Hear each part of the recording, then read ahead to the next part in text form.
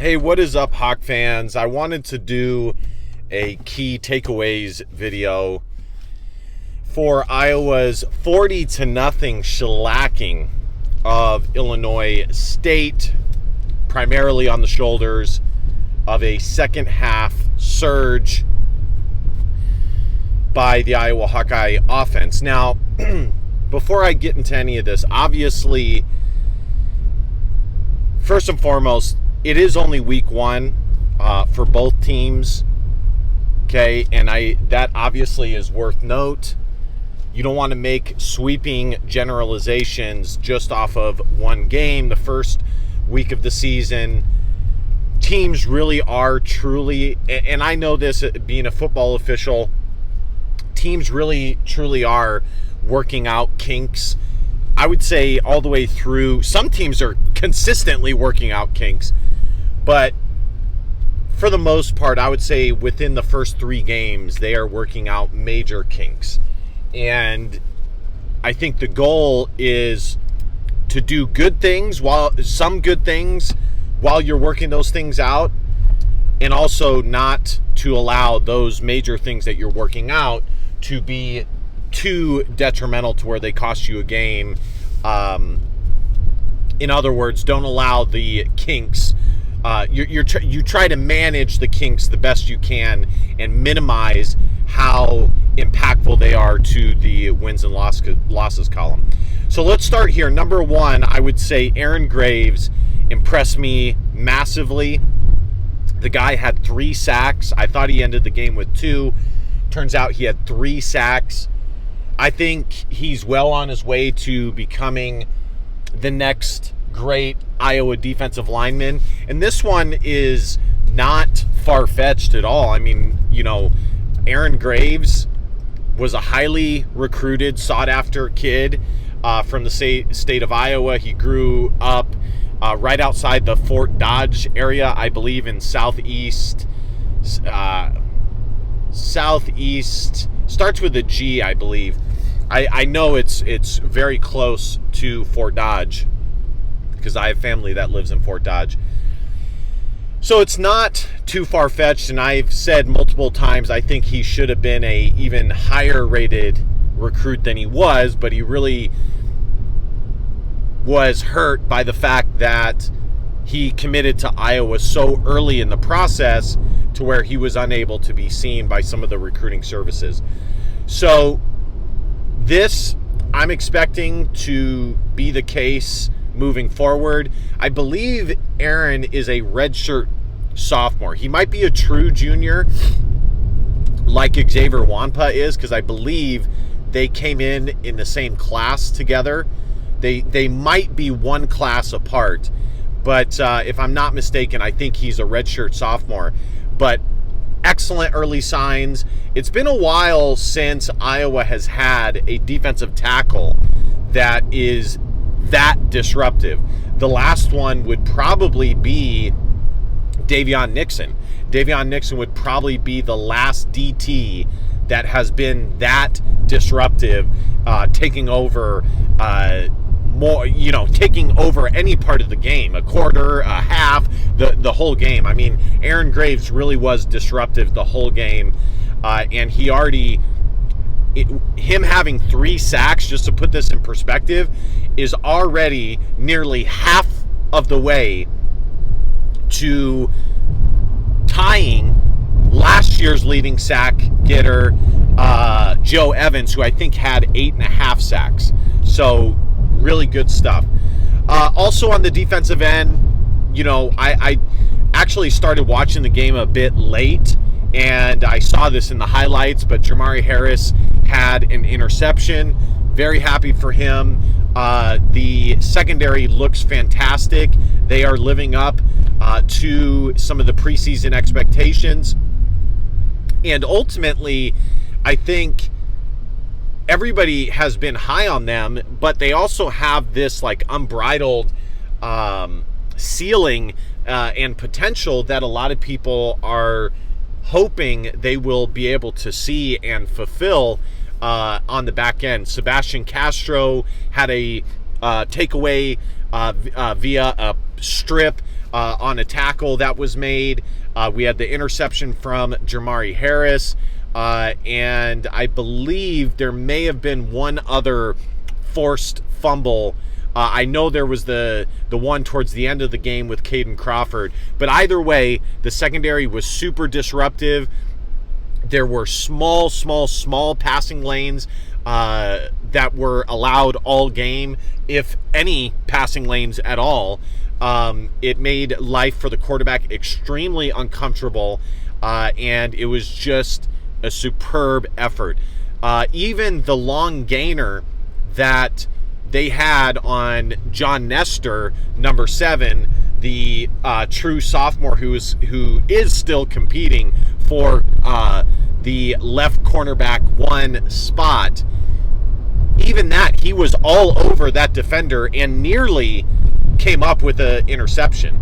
I mean, at the end of the day, there's not really much more as a defender that can be done. I mean, honestly, the defense that he had was perfect. Sometimes you just have to tip your hat. Sorry, guys, my hair is all messed up. Sometimes you just have to tip your hat to the offensive player and just say, hey, that was a hell of a catch, and keep it pushing. So the back end, very excited about that.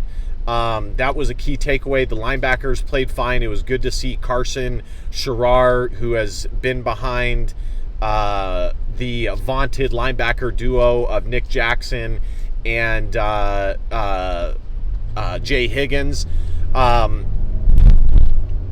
I believe Jaden Harrell was in there. We also saw Landon Van Kekerix. So it was good to see some of those guys.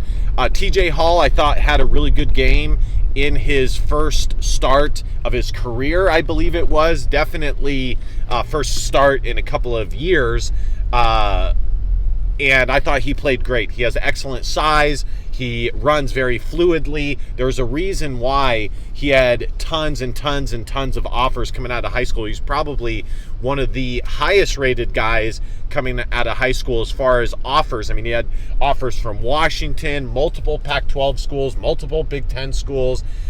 He was originally committed to Washington. So excellent performance. Good to see him battle back and bounce back from injury and give some impact to the Iowa Hawkeyes. Let's go to special teams. And again, I've kind of already said this in my post game, but I just wanted to make it a definitive key takeaways video. Let's go to the special teams. Reese Dakin, of course, or Dakin. Reese Dakin, aka Reese Dakin. I thought he had a solid performance. He was a little shaky in the first quarter, but that's to be expected. I mean, this was this guy's first ever collegiate game. Okay. These guys that come from Australia, they don't play tackle football like Americans do growing up through the youth system. I'm sure they try and simulate it as best as they can, but when they go to these kicking academies like Pro Kick Australia, I mean, that's literally what it is a purely kicking academy. They're not, by and large, my understanding is they're not by and large playing football like you see in the youth ranks. So it's to be expected, even if he did grow up in America and go through the youth ranks. It's game one, numero uno. I mean, these kids are super excited. They're super pumped. It's to be expected. What was a good sign to me is he was able to bounce back from it and finish with a good performance towards the end of the game. So that is a positive sign. Drew Stevens, when I went back and watched the replay, his 41-yard field goal honestly had the lift as far as its height and length distance to be good from probably 50 yards. He probably would have nailed it from 50 yards. It was a 41-yarder, but it would have been good from 50. I mean, he blasted that kick. And that is truly the difference between a year one kicker, a year two kicker, and a year three kicker. Is the leg strength, the pop on the ball, the height of the ball. A lot of these top kickers have really solid legs, and they can get the distance on the kick, But the toughest thing is to remain accurate while also having height on the ball and maintain the same distance. That is the question mark, because when you get to college and you have all these Division I athletes that are the best athletes in the world, a lot of these guys have 40-inch vertical leaps, okay? So you have to be able to have height on your kick. So it was good to see that. He was 2 for 2. Lastly, offensively, I don't think there's ever going to be a truly running back one. I don't think that that's going to happen unless one of the guys just emerges as clearly the best running back on the roster, like a Sean Green type situation, or an Akram Wadley type situation. And even Akram Wadley, if you guys remember, there was a lot of time there where he was kind of jockeying for position. Iowa really likes to have a stable of running backs and kind of have them duke it out for who's going to be the best running back. And honestly, they're okay with it changing from game to game. And if one emerges as the top tailback for the season, then that's great too. To me, Caleb Johnson does still have the best upside. He is the most imposing running back that Iowa has. That's not the end-all be-all. When you're a running back, I would say the top thing is vision.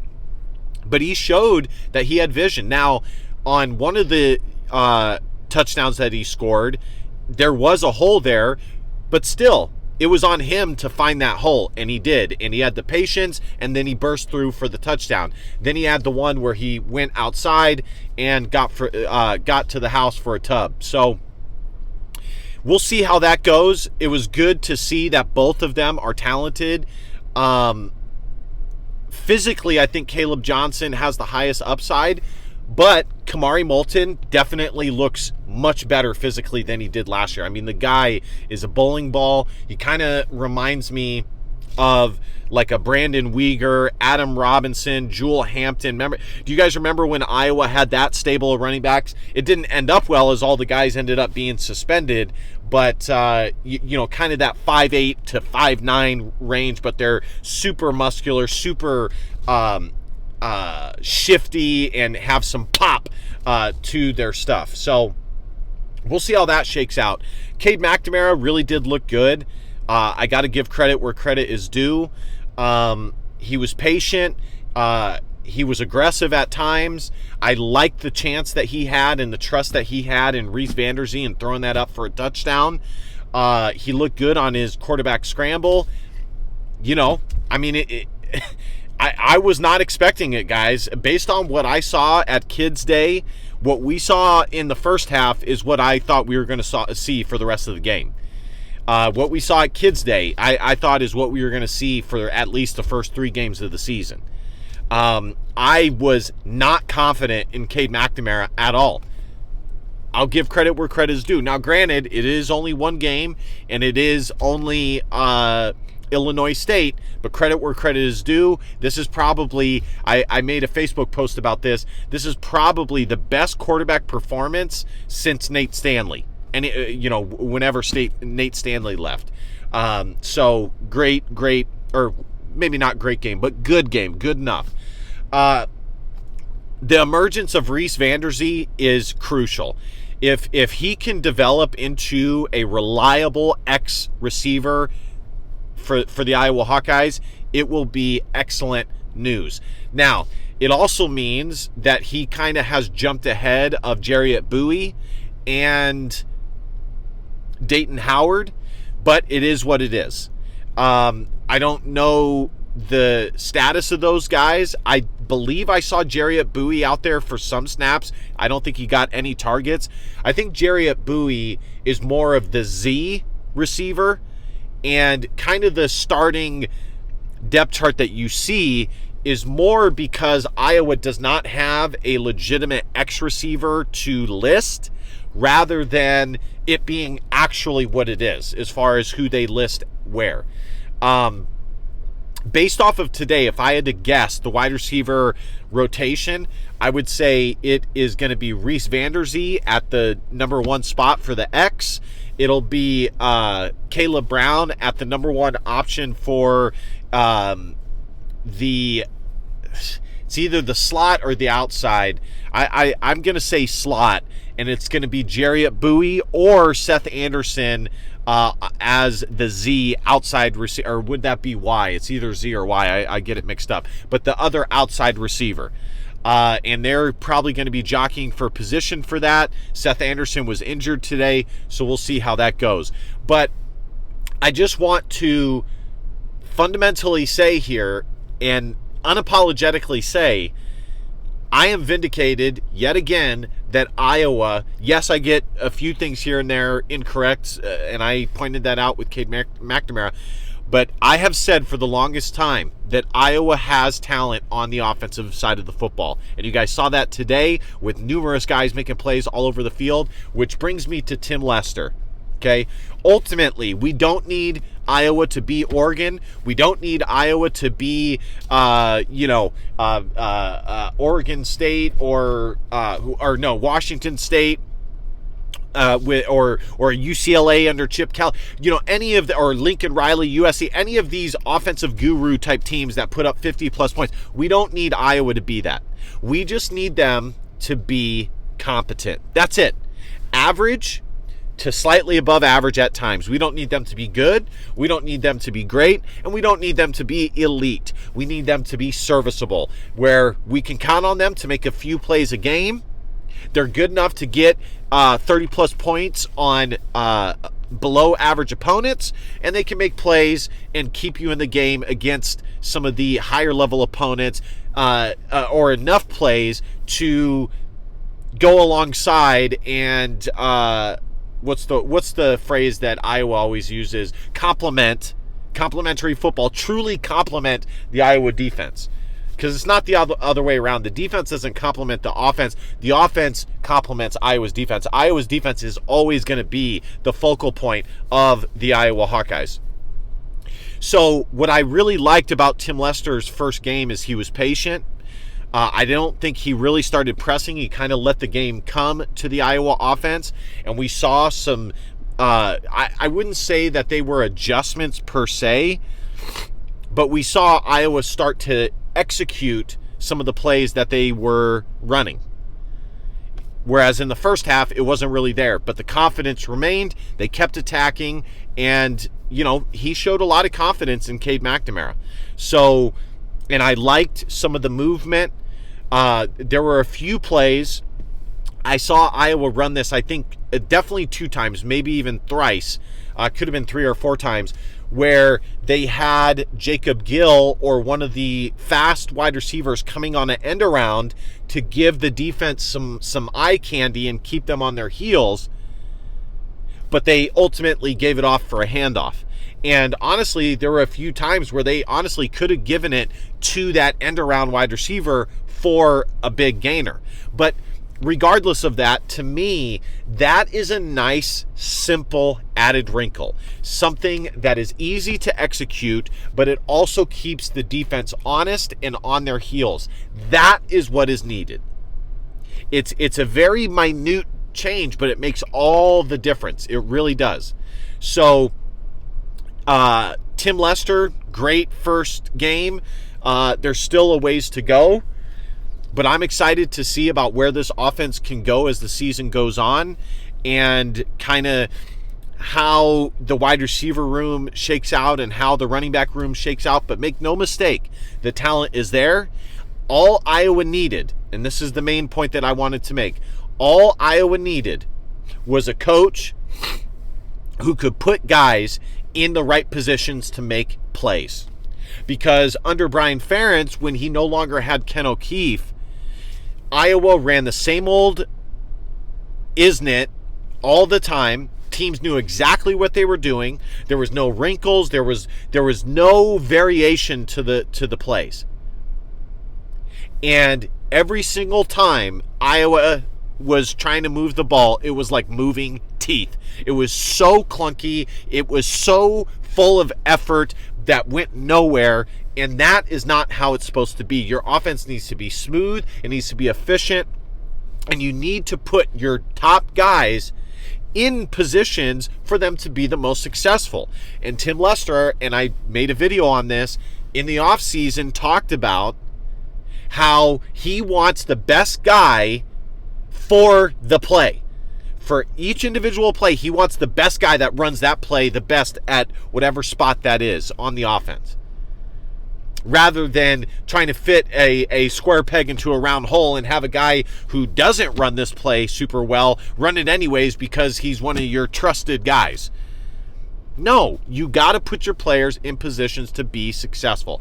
And that is really, hopefully, my hope is the difference maker, because the talent is there. There's plenty of talent on this Iowa offense. I can think of numerous years where Iowa had less talent than what they do this year. All right, guys, thank you guys so much for watching. That's about it.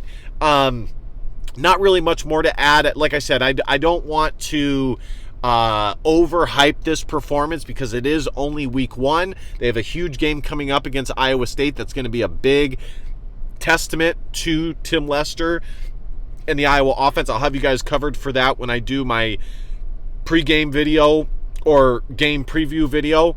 But that's pretty much it. You know, it was good to see some of the youngsters get out there and get reps.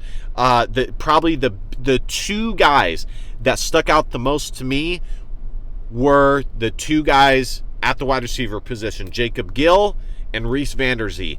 Those are the two newcomers that made some really nice plays, and I am extremely optimistic about their potential for Iowa. All right, guys, be sure to smash that subscribe button, like, comment, share. Thank you guys so much for watching. Hope you guys have a fantastic weekend, Labor Day, and last but not least, DBAP, don't be a pussy willow. In fact, our feelings, because your feelings just matter. I got to get to the gym. See you guys next time. Go Hawks. Bye.